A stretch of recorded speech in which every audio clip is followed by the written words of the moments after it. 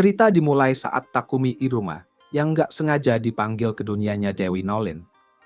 Sebenarnya yang manggil Takumi ke dunia ini bukan Dewi Nolin, tapi Takumi secara tidak sengaja terpanggil ke dunia ini. Dewi Nolin minta maaf secara langsung mewakili yang manggil. Dia jelasin kalau seharusnya spell pemanggilan itu dilarang, karena bisa bikin dunianya runtuh. Tapi ada negara nakal namanya Sidonia, yang malah nekat pakai itu sembarangan.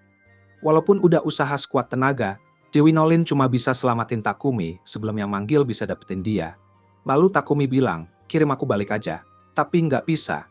Dia udah kunci rapat-rapat spell pemanggilan untuk orang dari dunia lain. Parahnya lagi, sekarang Takumi nggak punya tubuh fisik. Dewi Nolin nawarin dia awal baru di dunia yang baru. Dan mutusin buat kirim dia ke negara tanpa orang dari dunia lain.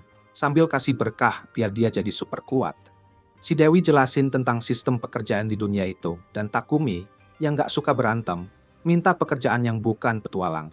Dia setuju, kasih beberapa skill asik, dan ngirim Takumi buat mulai hidup baru. Takumi secara paksa mendarat darurat di benua Asgard, dan mungkapin betapa parahnya pengalaman ini. Dia jalan ke dekat sungai, buat ambil napas sambil ngeliat air yang mengalir, dan buat pertama kalinya lihat wajah barunya, yang jadi wajah protagonis isekai generasi baru. Dia pakai baju khas bangsawan dan juga bawa tas yang mungkin bakal berguna. Takumi buka tasnya dan nemuin beberapa persediaan makanan, air, dan beberapa koin emas. Jadi kebutuhan dasarnya udah aman.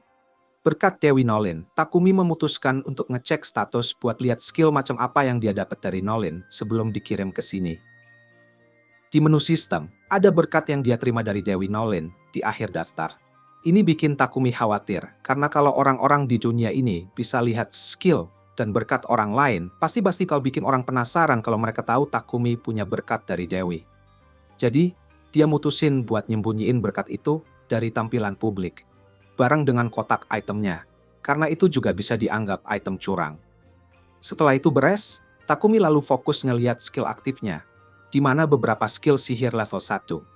Karena belum pernah nyobain sihir sebelumnya, dia mutusin buat coba skill barunya itu, buat lihat apa beneran bisa digunain. Nggak mau pakai sihir api di hutan liar ini, dia aktifin spell tipe air, yang bikin dia bisa bikin bola air. Terus, dia coba sihir angin dan batu, dan keduanya lumayan keren buat bela diri. Setelah mulai nyaman dengan tubuh barunya, Takumi mulai nyari desa dan nemu kayu berkualitas tinggi, yang langsung dia jadiin tombak pakai skill pandai besinya.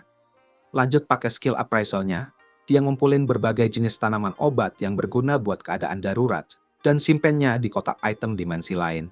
Tiba-tiba, ada cewek kecil namanya Molly yang lari keluar dari semak-semak, dikejar sama kelinci gede dan galak. Dia sembunyi di belakang Takumi, minta tolong, dan cowok itu nggak mengecewakan. Dia langsung pakai tombaknya buat ngalahin kelinci bertanduk itu dengan sekali tebas. Karena berhasil mengalahkan binatang liar ini, dia dapat pekerjaan sebagai pejuang, walaupun dia nggak mau jadi pejuang. Yang jelas, dia memastikan kalau si Molly baik-baik aja, dan tahu kalau si Molly ke hutan mau ngambil tanaman obat dari desa dekat situ. Karena dia juga lagi nyari desa, dia ikutan Molly dan simpan kelinci itu di kotak barangnya. Padahal dia lupa kalau nggak boleh pamer kemampuan curangnya ke orang-orang di dunia ini. Sementara itu, di kerajaan suci Sidonia, 3 anak SMA tiba-tiba ada di aula besar. Dan mereka disambut sama wanita berjubah yang nyapa mereka sebagai pahlawan baru di dunia ini. Sebelum menjelaskan semuanya, dia memperkenalkan diri sebagai permaisuri pertama dari kerajaan ini, Elizabeth. Dan dia melepaskan jubahnya, memperlihatkan wajahnya yang seperti penjahat. Salah satu pahlawan, Akane, secara nggak sengaja pakai berkah yang dia terima dari Dewi Nolin, yang membuatnya sadar kalau Elizabeth tuh tipe wanita yang nggak bisa dipercaya. Pada saat itu, Takumi dan Molly udah sampai di desa Boat. Ayah dan ibu Molly berterima kasih ke Takumi karena udah nyelamatin anak mereka, dan Takumi pun minta izin buat tinggal sementara di desa itu. Permintaannya langsung disetujui dan mereka mulai membangun rumah buat dia. Takumi pertama kali kaget dengan ide dibangunkan rumah. Ternyata Takumi cepat beradaptasi dan bantuin mereka. Setelah itu, dia coba gunakan sihir buat meratakan tanah, tapi malah jatuh karena energinya terlalu banyak terkuras. Penduduk desa kaget karena dia bisa pakai sihir, tapi mereka lega dan senang juga. Mereka meyakinkan Takumi kalau mereka bakalan selesaikan bangunannya dengan sungguh-sungguh. Dalam waktu singkat, rumahnya udah jadi dan lengkap sama furnitur. Setelah pindah ke rumah itu, dia kepikiran buat jadi pandai besi dan bikin senjata baru. Dia pakai berbagai jenis biji besi yang udah dia kumpulin, ditambah biji besi ajaib, dan berharap bisa bikin beberapa peralatan. Walaupun biasanya ini butuh tungku besar, dia pakai sihir alkemi buat lelehkan biji-biji itu dan membentuknya jadi balok besi. Setelah berhasil, dia berimajinasi dengan berbagai pilihan benda yang bisa dia bikin pakai besi dan tembaga.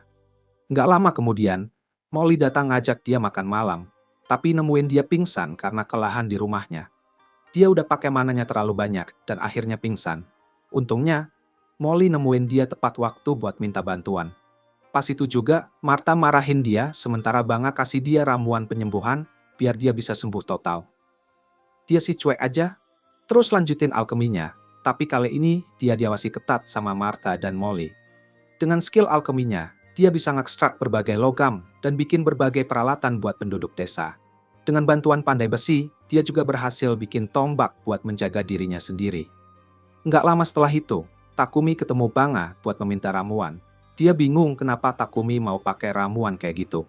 Soalnya sebagian besar ramuan itu tuh basic banget. Tapi dia tawarin buat ngasih ramuan-ramuan itu. Pas Takumi bilang, dia pengen bikin ramuan dari tanaman obat yang udah dia kumpulin. Dengar itu, Banga bilang mau beli beberapa ramuan begitu, Takumi selesai bikinnya. Takumi sih seneng-seneng aja dengan tawaran itu, tapi berharap Banga nggak terlalu berharap banyak. Nggak lama setelah itu, Takumi ngabisin waktunya buat bikin ramuan dengan cara nyampur beberapa herba, dan dia sadar warna ramuan itu berubah seiring dia nyampur. Dia bilang eksperimen ini bikin dia keinget sama masa kecilnya. Begitu selesai, dia baru nyadar kalau ramuan yang sama itu muncul dalam dua warna yang berbeda. Dia pikir ini mungkin karena sihir air yang dia pakai, dan dia bertekad buat belajar lebih banyak resep ramuan. Setelah itu, dia pergi ke hutan buat nyari lebih banyak herba. Dia malah menggigit sehelai daun yang gak dia kenal. Ternyata itu daun beracun. Karena rasa penasarannya, bikin dia hampir pergi-pergi ke alam baka.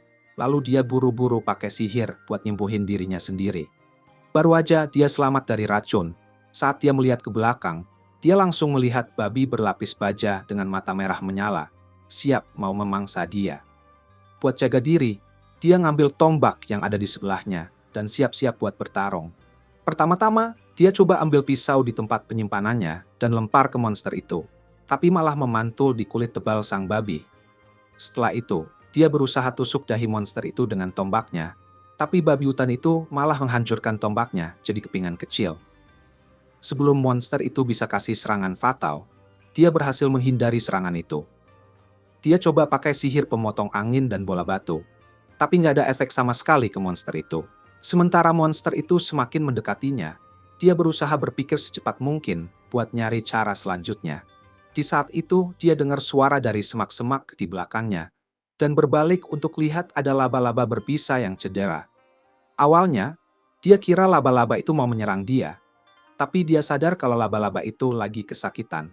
Tiba-tiba monster itu ngisi energi dan mau nyerang dia, tapi laba-laba itu melompat ke arah monster, bikin monster kehilangan fokus dan nabrak pohon. Setelah itu, monster itu blok lagi, siap-siap ngadepin Takumi untuk terakhir kalinya. Kali ini, Takumi nggak ada tempat buat lari. Sementara monster itu bersiap-siap buat menghabisinya, dia berpikir keras buat nyari solusi. Pas tepat saat babi itu mau mengakhiri hidupnya yang malang, dia melompat ke udara dan pakai kekuatan alkeminya buat serang monster itu. Dia pakai sihir dekomposisi di kepala monster itu. Ini benar-benar menghabisi monster itu sekali dan selamanya. Setelah itu, dia jalan ke arah laba-laba yang cedera, dan terlihatnya makin parah setelah coba nyelamatin Takumi. Buat balas budi, dia pakai sihir pemulihan buat nyembuhin luka laba-laba itu. Setelah selesai, dia mau balik pergi, tapi dia diberitahu kalau dia bisa menjinakkan laba-laba itu. Status ini bikin dia terkejut, soalnya nggak mungkin banget buat menjinakkan laba-laba berbisa. Meski begitu, dia tetap melanjutkan dan nanya, mau ikut aku nggak? Dan secara mengejutkan, laba-laba itu bilang iya. Takumi pun ngasih nama Maple. Begitu dia kasih nama, laba-laba itu berevolusi jadi laba-laba yang lebih besar, dan Takumi bawa Maple kembali ke desa. Di desa, Penduduk desa kaget lihat Takumi bisa ngalahin babi berlapis baja sendirian. Mereka malah lebih terkejut karena Takumi bisa menjinakkan laba-laba berbisa. Di tengah-tengah semua ini, mereka ngadain pesta daging malam itu dan sadar kalau kedatangan Takumi bawa kebahagiaan buat mereka. Mereka kasih Takumi barang-barang dari babi yang gak bisa dimakan, yang bisa dia jual di kota. Sementara itu, Dewi Nolin juga senang banget ngelihat Takumi bisa beradaptasi dengan baik di dunia baru ini. Suatu pagi saat Takumi bangun, dia sadar dirinya terbungkus oleh jaring laba-laba, cuma kepalanya aja yang kelihatan. Udah jelas banget ini kerjaan Maple, laba-laba peliharaannya. Tapi dia masih kasih kesempatan ke Maple buat ngaku. Maple malah nggak mau ngaku, bikin Takumi mikir lagi. Ini bener nggak sih punya laba-laba beracun sebagai peliharaan? Merasa dibohongi karena dipermainkan saat tidur, Takumi pun minta Maple untuk minta maaf. Akhirnya, Maple mau minta maaf juga dengan mata berkaca-kaca. Bilang kalau dia merasa kesepian pas Takumi sibuk kerja dengan ramuan dan biji besi malam sebelumnya. Makanya dia nggak sengaja ngelakuin itu. Takumi ngerti perasaan Maple dan mutusin buat maafin dia. Sambil minta maaf balik karena nggak bisa kasih waktu lebih buat Maple kemarin. Buat nebus kesalahannya, Takumi janji hari ini dia bakal istirahat dari kerjaan cuma buat main sama Maple. Janji ini bikin Maple seneng banget, dan dia nggak sabar main bareng tuannya sambil lompat-lompat di atasnya. Pas lagi begitu, Martha masuk ke kamar Takumi bawa makan siang, dan langsung kaget setengah mati lihat Takumi terbungkus kayak mumi. Dia kira si laba-laba beracun ini mau makan Takumi, tapi Takumi buru-buru ngejelasin kalau ini cuma salah paham, dan Maple sama sekali nggak berbahaya. Martha malah ngeliat jaring Maple yang mengkilap banget, dan tiba-tiba kepikiran ide nakal. Dia buru-buru pakai jaring laba-laba itu buat bikin atasan gaun yang cantik banget. Terus pergi ke desa buat pamer gaun barunya. Setelah itu, dia langsung pamer ke cewek-cewek lain di desa. Mereka semua komentar tentang betapa sempurnanya tekstur gaun itu, dan pengen juga punya satu. Soalnya ini dianggap barang mewah di dunia ini. Takumi yang dengar pembicaraan mereka jadi tertarik banget, apalagi waktu dengar kata mewah. Dia pengen cari cara buat manfaatin ini. Soalnya dia lagi cari peluang bisnis. Dari cewek-cewek itu, dia dapat info kalau jaring laba-laba itu mahal banget dan populer di kalangan bangsawan. Sementara dia sibuk berpikir tentang rencana bisnisnya, Martha minta supaya Maple bikin lagi jaring tambahan. Kali ini yang lebih elastis, biar bahannya jadi lebih premium. Takumi jadi sedikit cemburu lihat Maple nurutin semua permintaan Martha, padahal mereka harusnya main bareng hari ini. Maple yang dengar itu cuma bilang kalau dia lagi sibuk. Jadi Takumi nggak mau ganggu dia lagi. Setelah itu, Takumi pun pergi melakukan urusannya sendiri. Dia ingat-ingat hari-harinya di desa ini, dan bilang kalau dia berencana pindah ke kota, soalnya dia mau belajar lebih banyak tentang alkimia. Tapi, dia udah mulai tinggal sama semua orang di sini, hampir sebulan tinggal bareng mereka. Dan dia nggak tahu gimana cara bilang selamat tinggal ke semuanya. Untuk sementara, dia pergi ke toko pandai besi dan ambil armornya dari Boben. Pas di situ, Banga datang dan kira Takumi mau pergi. Banga malah dukung dia untuk pergi ke kota, karena bisnis produksinya bakal lebih berkembang di sana. Bobin juga nyebut kalau ada pedagang dari Bolton yang bakal datang minggu depan. Dan supaya Takumi lebih nyaman, mereka udah ngatur supaya dia bisa naik kereta pedagang itu ke kota. Takumi pun berterima kasih dengan tulus ke Boben dan Banga yang udah kasih dukungan banget. Terus dia balik lagi. Pas lagi jalan, Takumi ketemu Martha. Dia ngeliat Martha bawa ember dan penasaran isinya. Ternyata di dalam ember itu ada isi perut kelinci bertanduk yang diburu Banga. Menurut Martha, bagian isi perutnya itu yang paling enak dari kelinci bertanduk. Tapi sebelum dimakan harus dibersihkan dan diproses dengan baik, biar nggak ada penyakit atau parasit yang tertinggal. Sayangnya, Martha nggak punya alat buat bersihin isi perut itu, jadi dia mau buang aja. Tapi Takumi kebetulan tahu sihir pemurnian dan pakai skill andalannya buat memurnikan isi perut itu. Bikin isi perut itu langsung bisa dimakan. Ternyata, sihir yang barusan dia pakai, termasuklah sihir cahaya. Dan Martha langsung kasih tahu Takumi supaya jangan nunjukin sihir Mia ke orang lain. Soalnya cuma sedikit orang di dunia ini yang bisa pakai sihir cahaya. Ini langka banget. Jadi kalau ketemu orang yang salah bisa nyoba buat ngelakuin hal-hal aneh. Skill yang bikin orang-orang pengen dapetin apa yang Takumi punya. Tapi sebelum Takumi takut, Martha meyakinkan dia kalau penduduk desa ini nggak bakal bikin masalah. Soalnya mereka semua juga nggak serakah. Masalahnya bakal muncul setelah Takumi keluar dari sini dan masuk ke kota.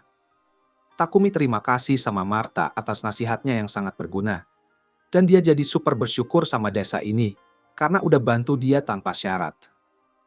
Dia pun ngehabisin waktu seminggu berikutnya buat bantu perkembangan desa. Dia nambahin tembok tinggi biar semua orang aman. Dan dia juga bikin sumur modern buat penyediaan air minum yang aman.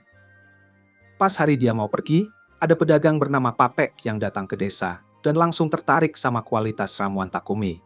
Nyadar kalau dia mungkin baru aja menemukan sesuatu yang istimewa. Setelah itu, Takumi pamit pada semua orang dan Martha ngasih dia jubah baru sebagai hadiah perpisahan. Dia bilang kalau semua penduduk desa ikut berkontribusi buat bikin jubah keren ini. Takumi benar-benar menghargai semua yang udah dilakukan orang-orang di sini, sampai dia membungkuk buat nunjukin rasa syukurnya. Beberapa menit kemudian, dia pun berangkat dari desa dan mulai perjalanannya ke kota bareng Papek dan sekelompok petualang yang ditugaskan buat ngawal Papek sampai tujuan. Ketiga petualang ini berasal dari grup peringkat C yang disebut Lion Fang, dan mereka ngenalin diri satu persatu, Heath, Rail, dan Bogar. Salah satu dari mereka, karena penasaran, nanya ke Takumi tentang apa yang ada di dalam tasnya. Takumi dengan santai bilang kalau dia punya laba-laba beracun di dalamnya.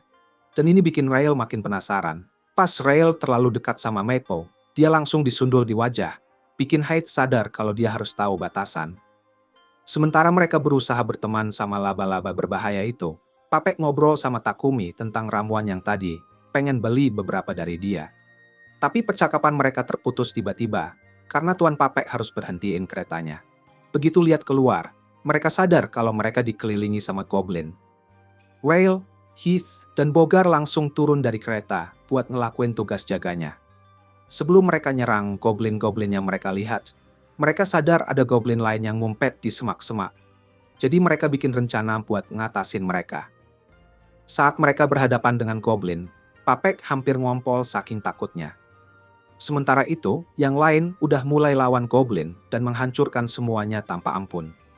Setelah berhasil mengalahkan semua goblin, Heath kemudian perintahkan yang lainnya buat menguliti goblin-goblin itu.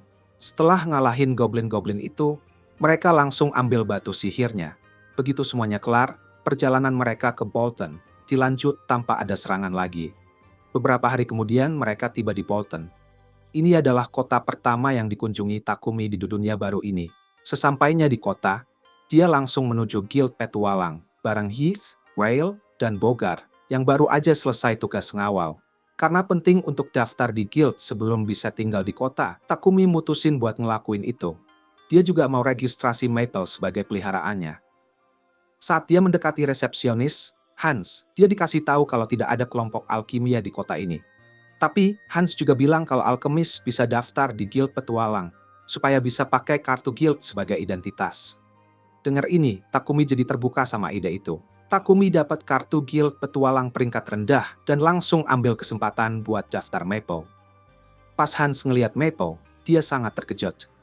Shin pindah ke perusahaan Papek. Papek penasaran berapa banyak ramuan yang Takumi punya. Takumi jawab kalau dia punya 100 dari masing-masing ramuan. Dengar ini, Papek nawarin 10 koin emas buat ramuan penyembuh dan 50 koin perak buat ramuan mana. Begitu Takumi dengar tawaran itu, dia langsung hitung dan nyadar kalau jadi YouTuber nggak ada apa-apanya dibandingkan dengan kesepakatan ini. Meski begitu, Papek minta maaf karena nawarin harga yang rendah.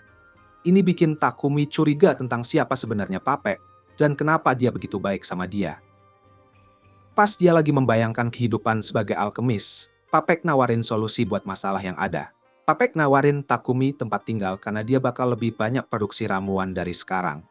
Awalnya, Takumi kira ini bakal mahal, jadi dia langsung nolak dan cuekin si Papek yang dibilangnya terlalu baik itu.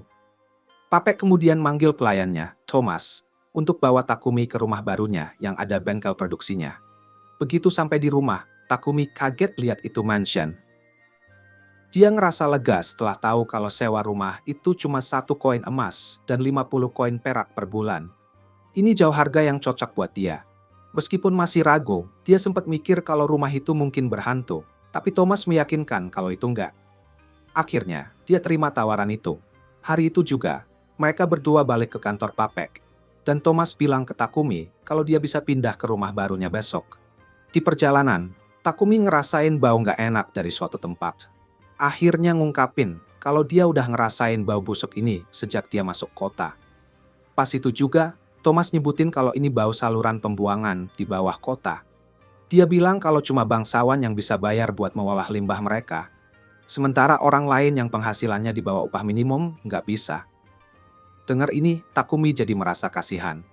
Keesokan harinya, dia pindah ke rumah barunya bareng Maple. Dan mereka mulai perbaiki bagian-bagian rumah yang rusak. Soalnya dia terlalu bokek buat sewa pekerja. Setelah itu, dia pakai beberapa bahan yang dia dapat dari perusahaan Papek dan pakai alkimianya buat bikin toilet. Proyek itu bikin dia sangat kelelahan. Setelah istirahat dan pulih, dia cek hasil karyanya dan nyadar kalau itu sempurna kayak yang dia mau. Pas dia liatin toilet barunya, tiba-tiba dia dengar jeritan keras dari Papek dan langsung bergegas ke sana.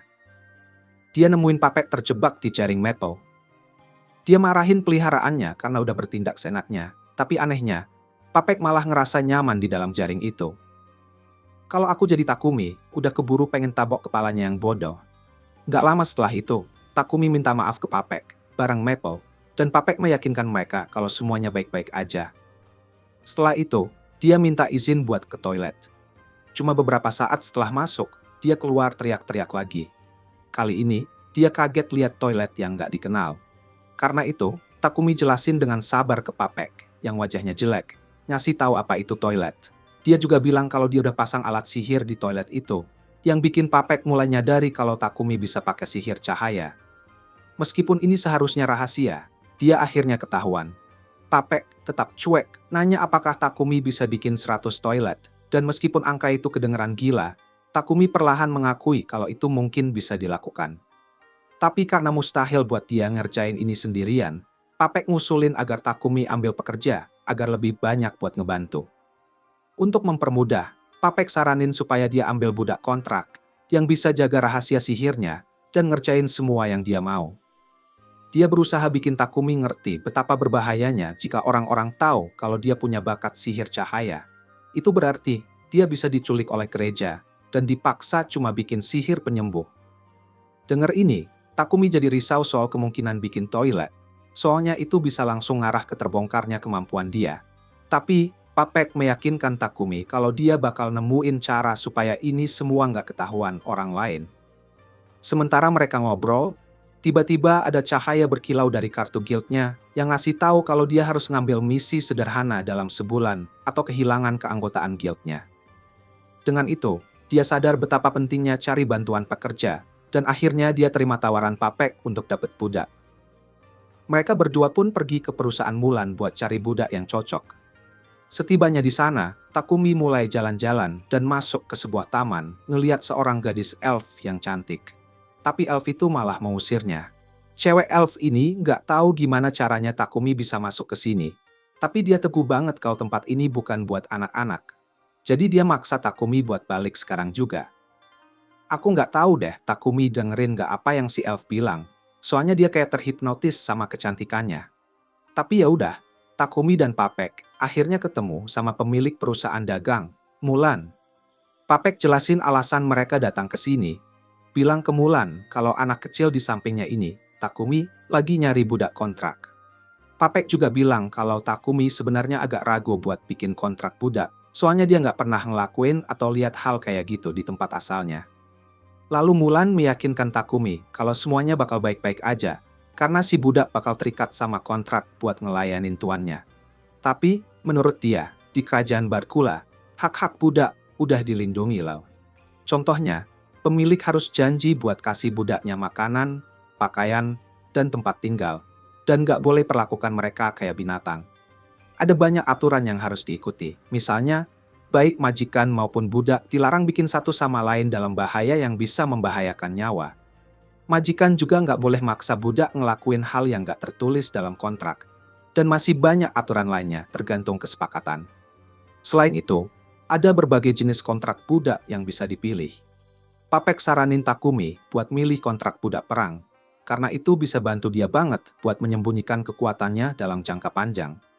Tapi Takumi justru minta saran dari pemilik Mulan.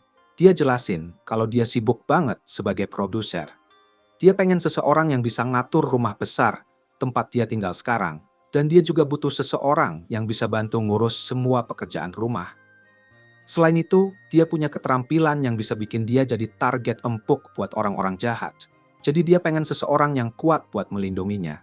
Dari penjelasan detailnya, Mulan menyimpulkan kalau cowok ini pengen punya waifu dan bodyguard. Jadi dia saranin buat ambil 2 budak dari sini.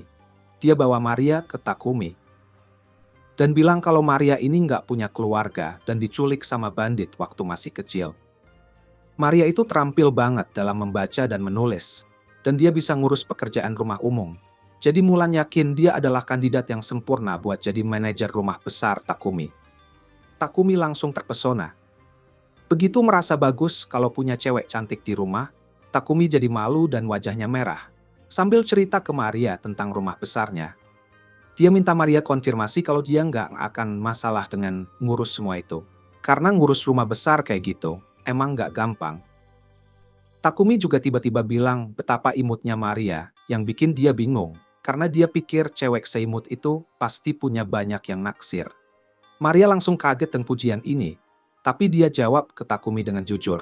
Bilang kalau dia cuma bisa ngurus pekerjaan rumah dan nggak bisa melakukan hal lain, kayak memenuhi kebutuhan majikannya, makanya nggak banyak yang milih dia.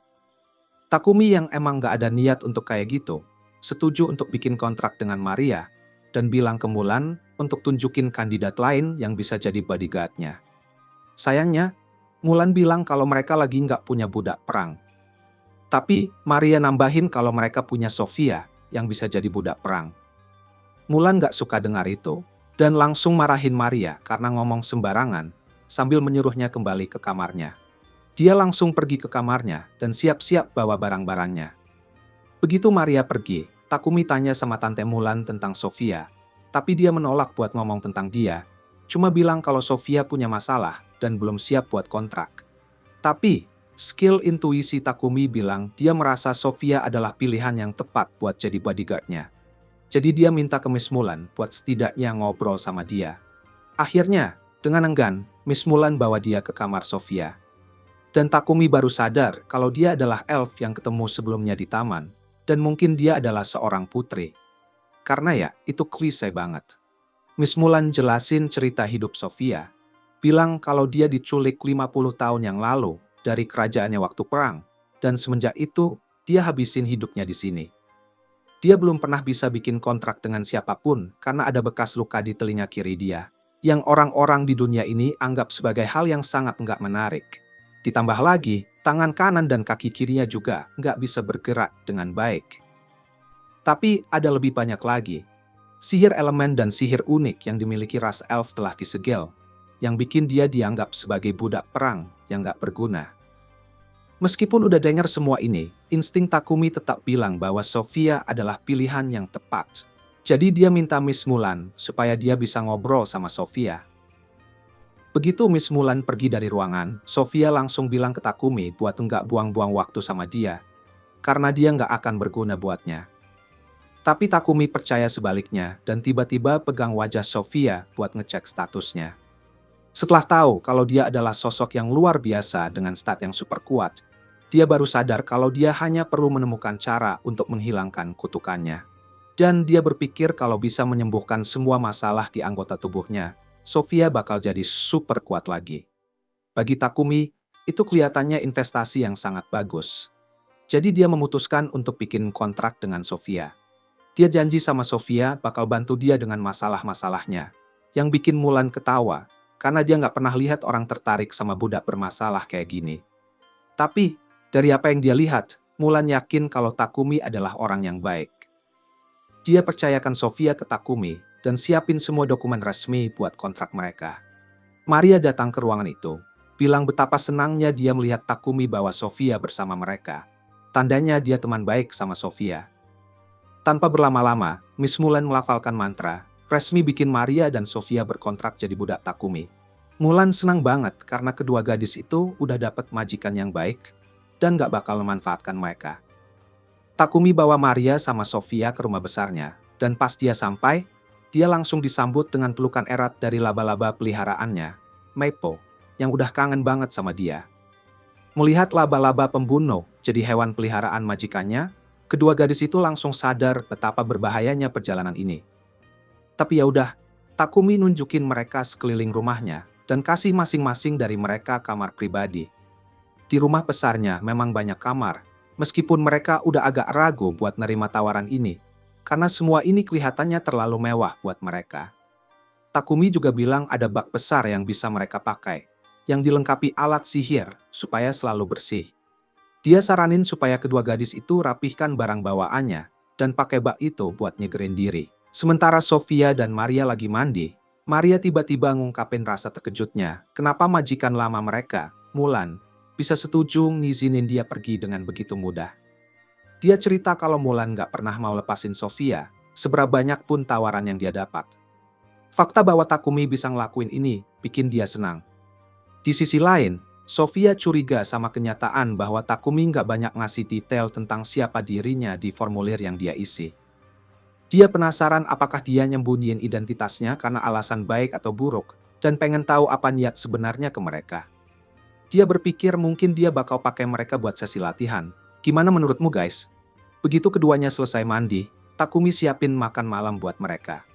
Pas lihat makanannya, Maria jadi marah dan kecewa karena Takumi masak sendiri, padahal itu adalah tugasnya.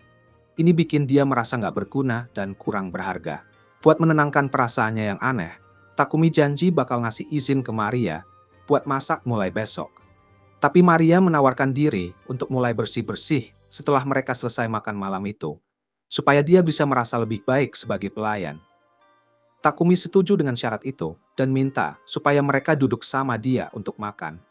Karena majikan mereka sebelumnya gak pernah ngizinin hal ini, mereka nganggap itu tidak sopan.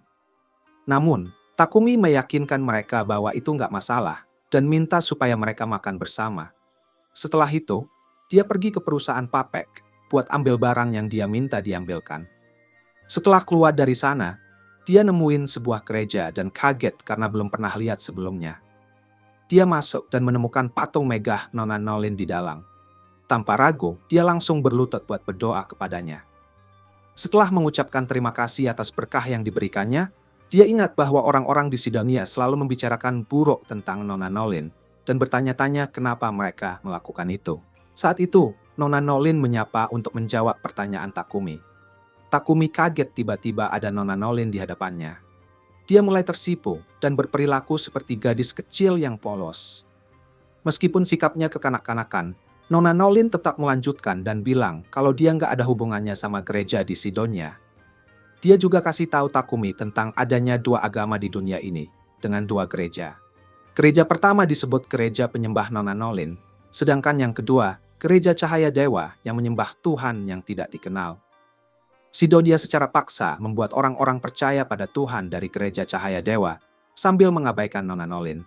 Meskipun semua ini, dia memilih untuk enggak campur tangan. Keputusannya untuk berpura-pura tidak tahu telah membuat orang-orang Sidonia secara tidak sengaja memanggilnya dari dunia lain. Karena merasa bersalah, Nona Nolin memutuskan untuk memberikan berkah super untuknya. Namun saat itu juga, dia memperingatkan Takumi bahwa dia perlahan-lahan akan kehilangan bagian dari berkah yang membantunya tumbuh dan bertemu dengan orang-orang baik dengan mudah. Dengar itu, Takumi tiba-tiba sadar kalau dia memang punya berkah ini. Mikir tentang betapa mudahnya dia ketika bertemu orang baik atau pergi ke tempat baru. Tapi berkah itu lama-lama akan memudar. Jadi ketika berkah itu memudar, Takumi akan mulai menemukan orang-orang yang akan berniat jahat padanya. Untungnya, Takumi akhirnya nyadar betapa rumitnya situasinya mulai sekarang. 1 tahun kemudian, di kerajaan Sidonia, raja penasaran tentang pelatihan 3 pahlawan yang mereka panggil dari dunia lain. Dia berharap mereka bisa jadi cukup kuat untuk memenuhi kebutuhannya. Meskipun trio ini ragu tentang dunia baru ini, mereka tampaknya sudah diyakinkan setelah dibujuk oleh Lady Elizabeth yang cantik. Betapa heroiknya mereka semua ya. Kita pasti berpikir 3 orang ini bisa berkembang dalam pelatihan. Tapi mereka bahkan gak bisa ngalahin satu instruktur berbadan besar. Lalu ada seorang gadis dunia lain mau meninggalkan pelatihan. Tapi Lady Elizabeth kasih tahu betapa pentingnya untuk berlatih. Begitu dia berbalik, Dia curiga sama niat sebenarnya Lady Elizabeth. Kembali ke rumah Takumi, dia datang dan lalu terjatuh dan menjatuhkan barang-barang yang dia dapat. Sofia coba buat ngambil barang yang dia bawa dari Papek. Tapi dia buru-buru pakai sihir penyimpanan buat menyembunyikannya. Sebelum dia ngelakuin itu, Sofia sempat lihat segal sihir di barang itu dan merasa curiga kenapa dia mau ngumpet-ngumpetin barang itu dari mereka. Sebelum dia tenggelam dalam rasa malu, dia minta supaya ditinggal sendiri sambil menuju ke workshopnya. Begitu dia pergi, Sofia terus bertanya-tanya tentang apa yang mungkin dia sembunyikan. Dia nyelinap ke workshop untuk mengintip dia. Dan dia melihat Takumi mengiris tangannya sendiri dengan pisau yang dicelupkan ke ramuan. Sekilas, dia terlihat kayak orang terjerat masalah. Setelah melukai tangannya, dia buru-buru menyembuhkan luka-lukanya dan berteriak seperti anak kecil yang ngambek. Saat mencoba melakukannya sekali lagi, dia mengingat betapa jahatnya Maria karena menyarankan ini padanya. Dengar nama Maria, Sofia langsung masuk dengan marah. Pengen tahu apa yang mau dia lakukan sama Maria. Dia mengancam bakal menyakiti Takumi kalau ada yang terjadi pada Maria. Tapi sebelum dia bisa menyelesaikan perkataan ancamannya, Sofia langsung pingsan. Begitu ini terjadi, Takumi nyadar kalau Sofia kelihatannya lelah. Dia langsung menyembuhkan luka di tangan Sofia, dan ini membantunya untuk level up seperti yang dia inginkan. Naik level memberi dia kekuatan untuk melakukan penyembuhan ekstra, sebuah mantra yang bisa dia gunakan untuk menghilangkan kutukan dari Sofia. Tanpa buang waktu, dia langsung melaksanakan mantra itu, dan telinga kiri Sofia kembali ke bentuk aslinya. Ketika Sofia bangun, dia bingung kenapa dia merasa begitu ringan. Dia langsung minta Maria buat kabur dari sini, ngasih tahu kalau Takumi berniat menyakitinya. Tapi Maria bilang kalau Takumi sudah menyembuhkan kutukannya Sofia. Dia kasih Sofia cermin supaya dia bisa cek telinganya. Dan elf bodoh itu baru nyadar betapa salahnya dia selama ini. Malam itu, dia berterima kasih kepada Takumi dan dia menjelaskan kenapa dia menyebut nama Maria sebelumnya. Setelah dengar penjelasannya, Sofia langsung berlutut dan bersumpah setia padanya selamanya. Melihat semua ini, Nona Nolin sangat senang. Keesokan harinya, Takumi pergi ke perpustakaan buat cari buku tentang alkimia. Tapi dia agak kecewa karena ternyata cuma ada 4 buku tentang itu di seluruh perpustakaan. Dia jadi mikir kenapa nggak banyak orang yang tertarik sama alkimia. Padahal kan gampang.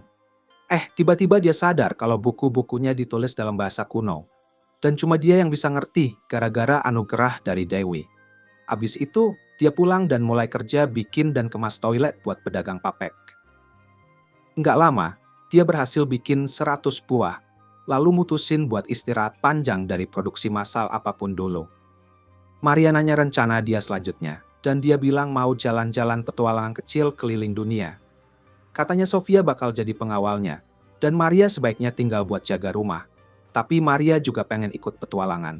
Takumi jadi gugup dengar permintaannya karena dia masih ragu-ragu.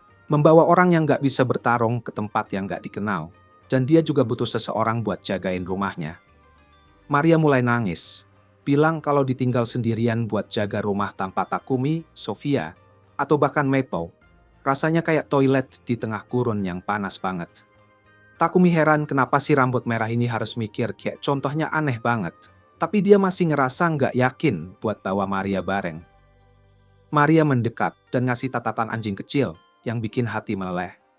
Pertahanan Takumi mulai goyah. Tapi sebelum mutusin sesuatu, dia milih buat cek status Maria. Dia pegang muka Maria dan lihat status kemampuannya. Terus kaget ternyata Maria itu battlemate sejati dan statnya bahkan lebih bagus dari dia. Takumi kaget banget, dan Maria sekali lagi minta ikut. Sofia akhirnya berdiri dan tanya Takumi untuk izin Maria ikut, karena dia bisa ngajarin Maria beberapa skill bertarung di sepanjang perjalanan. Abis denger itu, akhirnya Takumi setuju sama permintaan Maria. Dia terus bawa para cewek itu ke bengkel kerjanya, biar bisa bikin senjata dan armor buat mereka. Dia nanya mereka pengen senjata kayak gimana. Dan Sofia langsung mulai nyebutin berbagai jenis senjata buat situasi yang beda-beda. Maria bilang dia oke sama pedang pendek dan pisau, tapi Sofia mutusin buat ngajarin cara pakai tombak, karena pisau kurang kuat buat menyerang. Jadi, sementara cewek-cewek itu latihan bertombak, Takumi sibuk pakai skill pandai besinya, buat bikin senjata berbeda buat mereka. Dia bahkan ukir desain di senjata-senjata itu buat seru-seruan. terus ngasih mantera, biar makin kuat. Dia lalu ngeliat pisau yang dia buat Maria, terus mulai ngehayal pisau itu terpasang di paha Maria, yang bikin hidung si Mesem ini mimisan parah. Tapi dia belum selesai. Dia sadar dia butuh ukuran para cewek buat bikin armor. Tapi kalau dia coba ngukur langsung, bisa-bisa dia tewas karena mimisan. Makanya, dia pakai salah satu skillnya buat bikin boneka kayu yang mirip Maria dan Sofia. Untungnya, Maple datang sebelum dia mulai ngelakuin hal aneh ke boneka itu. Takumi minta sedikit sutra laba-laba dari Maple, lalu mulai desain armor dengan semangat yang menggebu, layaknya seorang yang gak pernah pacaran. Beberapa hari kemudian, dia selesai bikin armor yang kelihatannya kayak baju biasa, dan cewek-cewek itu kagum karena pasnya mantap banget.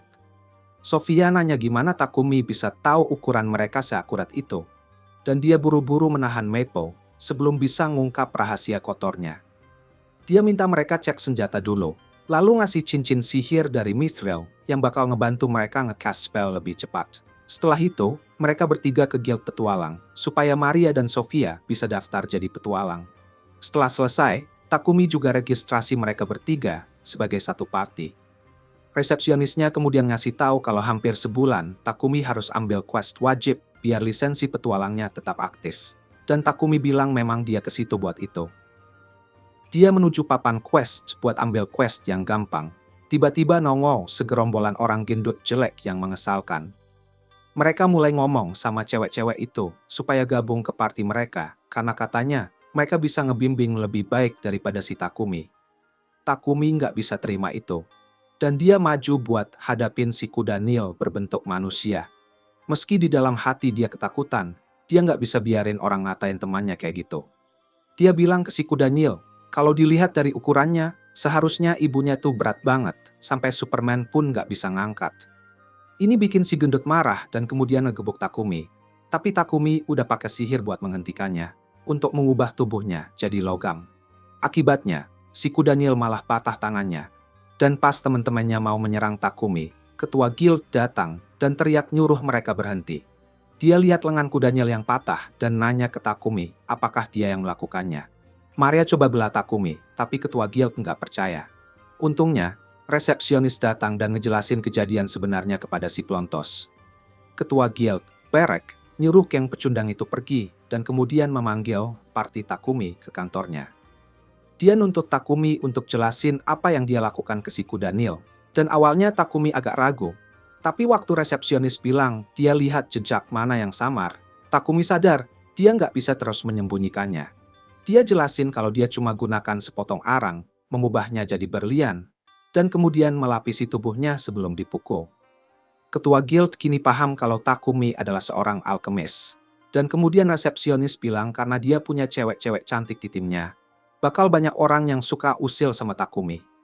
Dia nyaranin buat naikin Takumi langsung ke peringkat D biar lebih aman, dan memintanya buat ambil quest level lebih tinggi buat dapetin promosi itu. Ketua guild ngasih izin, dan baik Sofia maupun Maria setuju. Jadi Takumi putuskan buat ngejalanin quest-quest tersebut. Quest pertama adalah mengeliminasi beberapa goblin, dan berkat bantuan Maple, party Takumi berhasil nemuin mereka dengan cepat. Sofia langsung maju dan bunuh dua dari mereka. Sementara dua lainnya lari ke arah Takumi dan Maria. Maple ngikat mereka pakai benang sutranya, lalu Takumi dan Maria dengan gampang menghabisi mereka. Setelah itu, mereka berburu beberapa goblin dan kobold lagi buat nyelesain misi, dan Takumi merasa khawatir karena mereka ketemu banyak goblin. Sofia bilang mungkin ada jenderal goblin di sekitar. Kemungkinan segerombolan goblin yang besar mengabdi padanya. Biasanya butuh setidaknya 5 party peringkat D untuk ngalahin mereka. Tapi Sofia yakin kalau mereka bertiga cukup kuat buat ngelakuin itu. Takumi agak ragu dan gak mau ambil risiko sebesar itu. Tapi cewek-cewek itu bereaksi pengen banget kalahin mereka. Tiba-tiba, Maple bilang kalau dia merasa bakal berevolusi segera. Jadi Takumi langsung bikin kantung dimensi pakai sihir ruang waktu buat istirahat di sana. Dengan itu, mereka bertiga menuju markas goblin. Dan Sofia memprediksi ada sekitar 300 goblin di sana. Takumi jadi takut dengarnya, dan dia tanya Sofia apa mereka beneran harus ngelakuin ini. Tapi Sofia nggak merhatiin dia. Dia bilang udah memastikan nggak ada orang yang disandera di sana pakai sihir angin. Jadi mereka bisa serang goblin dengan sihir. Mereka mengumpulkan kekuatan sihir mereka dan langsung menghantam para goblin yang nggak sadar. Menghabisi banyak goblin sekaligus. Nggak lama, Jenderal Goblin muncul buat bertarung dan langsung menyerang Takumi. Dia menahan serangannya dengan tombak dan kemudian pakai mantra api buat memanggangnya sampai gosong. Setelah itu, Takumi dan para cewek kembali ke guild, benar-benar capek setelah bertarung lawan goblin. Begitu lihat banyaknya batu sihir dan sumber daya lain yang mereka kumpulkan, resepsionis sampai kaget banget. Dia nyuruh Takumi buat ke kantor ketua guild, tapi Takumi udah capek banget sekarang. Dia tetap pergi ke kantor barak, yang ngambek karena biasanya butuh banyak tim peringkat D buat ngalahin Jenderal Goblin, dan grup Takumi bisa melakukannya sendiri. Tiba-tiba, dimensi Saku kebuka di depan kepala pelontos barak dan mendorongnya ke belakang. Maple keluar dari dimensi Saku setelah berevolusi jadi Archen manusia setengah laba-laba, dan dengan riang memperkenalkan dirinya ke teman-temannya. Ketua guild sampai nggak tahu mau ngomong apa ke mereka sekarang, dan dia nyuruh Takumi buat pulang aja. Beberapa hari kemudian, Maria datang ke bengkel Takumi dan dengan malu-malu minta babak kain sisa karena dia perlu buat bikin pakaian dalam untuk dirinya dan Sofia. Takumi bilang kalau dari kain sisa nggak bakal cukup, dan Maria ngasih lihat sketsa desainnya. Takumi ngelihat desainnya sederhana banget, jadi dia gambarin pakaian modern, lengkap dengan pita. Dan Maria jadi semangat banget ngelihatnya dan minta dibuatkan satu set buat dia. Pas banget, Maple muncul dari dimensi Saku dan ngasih tahu Takumi kalau Papek ada di sini. Saat Takumi keluar buat nemuin Papek, dia nemuin si pedagang itu pingsan setelah lihat wujud evolusi Maple. Nggak lama kemudian, Papek bilang ke Takumi kalau Markis Godwin yang memerintah kota pengen ketemu dia soal toilet dengan fitur pemurnian, dan dia nggak punya pilihan lain harus menemuinya. Mereka langsung pergi ke kastilnya. Meski awalnya Takumi khawatir ketemu sama bangsawan, dia mendapati Godwin adalah pria tulus dan administrator yang baik, yang siap tunduk pada siapapun yang bisa bantu dia memperbaiki kotanya. Dia mengucapkan terima kasih pada Takumi untuk toilet yang bisa membersihkan sendiri dan mengalahkan Jenderal Goblin. Tapi kemudian memperingatkan agar lebih hati-hati di masa depan. Karena kalau Kekaisaran Sidonia mendengarnya, pasti mereka juga ingin Takumi di pihaknya. Saat sampai di rumah, Takumi merasa lelah secara mental, tapi ketika Maple memberinya kain lembut, dan dia ingat dia bakal bikin pakaian dalam untuk Maria dan Sofia, semangatnya kembali. Dia kerja 3 hari 3 malam tanpa istirahat buat bikin satu set untuk masing-masing dari mereka, dan akhirnya benar-benar kelelahan. Dia kemudian meminta cewek-cewek itu buat coba pakai, tapi dia jadi minder karena mikir mereka bakal nganggap dia mesum kalau mengatakannya. Dia lari ke kamarnya dan menutup pintu, padahal cewek-cewek itu sebenarnya bakalan senang buat kasih sedikit penampilan untuknya.